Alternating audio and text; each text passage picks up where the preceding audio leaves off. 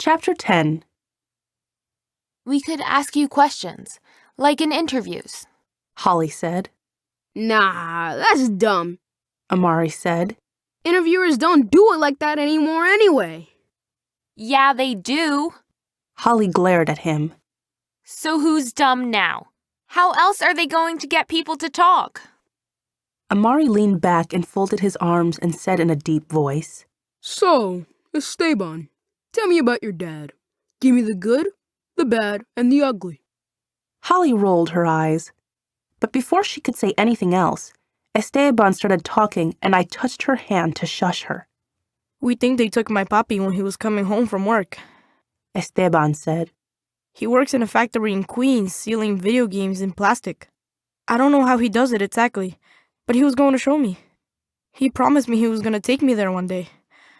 But he said it would have to be on a holiday because I couldn't miss school and he doesn't work on the weekends. My papi said weekends are always for the family, and every day in school is a gift from God. He said that where he came from, I wouldn't be in school. I'll be working other people's land or in a factory. Imagine, papi said, a young boy like you with hands as hard as a man's. He said since me and my sister were born in this country, we were born with the American dream, like a silver spoon in our mouths. You're rich, he always told us. Not in money, 'cause money isn't everything, but rich in dreams, 'cause in this country, you can be anything. Esteban put his head down on the desk. I thought he was done and was going to take the recorder back when Amari spoke. Now, Amari said, looking at Holly. to go deeper in the story, you're supposed to ask him a question. Then you ask him a question, Mr. Smarty Pants. Holly said. You're so up on the interview game. Go for it. See? Amari said. Why do I have to be the one to know everything? Yo, E! Esteban lifted his head again. Yeah? Did your dad, I know he works in a factory, but if he could be anything in the world, what would it be, you know? I'm not saying that there's anything wrong with working in a factory. I know, Esteban said. He used to say he wanted to be a poet like Pablo Neruda. That guy wrote a whole bunch of love poems that my papi would read to the family. And another guy named Pedro Mir. He was from the Dominican Republic like us. My papi said Pedro's poems were like the poems he wanted to write. They were about regular people and working and stuff like that. But you can't feed your family with a poem, my papi said. No se puede comprar un abrigo de invierno con un poema. Diago laughed. I got you. He said. Oh man, that's like something my mom would say. You can't buy a winter coat with a poem. Esteban put his hands in his pockets and pulled them inside out to show us the money you can't get from writing poetry. My papi always says, I wrote poetry because of love. I stopped writing because of love too, because I love my family. Esteban got quiet again. In the hallway, some kids were dragging their sneakers across the floor and laughing about the squeaking sound.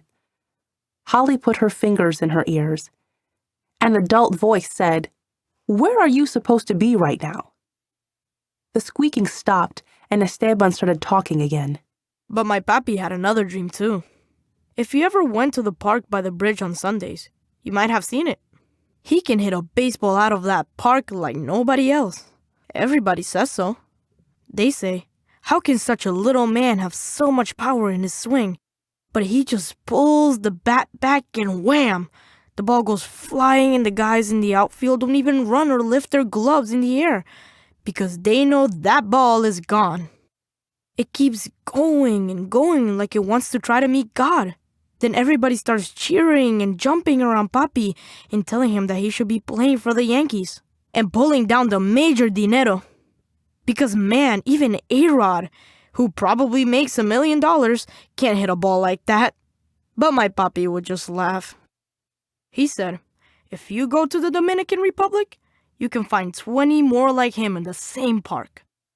He says, like Pelé, they don't even have balls to play with, but they can hit rocks and cans and even once an old broken shoe. Gone. When he comes back, I want to see that. Amari said. I need him to teach me. Esteban almost smiled. Then he didn't. But what if he doesn't come back? he said. At night, when I'm dreaming, I dreamed that the Yankees recruited him, and that's where he is. But then, it's morning time, and my mind is not dreaming so much anymore, and the day is just like the day it was before. A day without my papi in it. And now our apartment feels darker and more quiet. My little sister doesn't even cry when mommy tells her she can't watch television. She just climbs into mommy's lap and puts her thumb in her mouth. He's coming back. Tiago said. I bet there's going to be a happy ending, Esteban, I said. I bet he comes home and everything ends up fine, Yeah, Ashton said. I bet by the time it's baseball weather, all of us are going to be sitting on the bleachers watching your dad hit that ball out the park. He swung his arms back like he was batting, then shielded his eyes. There it goes. There, it's gone. Esteban turned off the recorder and whispered. Mommy thinks that maybe they sent him back to the DR. None of us said anything. We didn't have to. We knew who the they people were. We knew what Esteban was afraid of. We knew why he turned off the recorder. Mommy says that if they send him back, then even though we came here for the dream of America, we're going to have to go back too. Because without Papi, we're not a whole family. We're just like pieces of family. Like my little sister's wooden puzzle. The one that's supposed to be 4 puppies. But it's only 3.5 puppies now. Because the corner part that's the last puppy's neck and face and ears, that piece is gone. Puppy's like the neck, face, and ears of our family. When they took them, they took a little piece of all of us.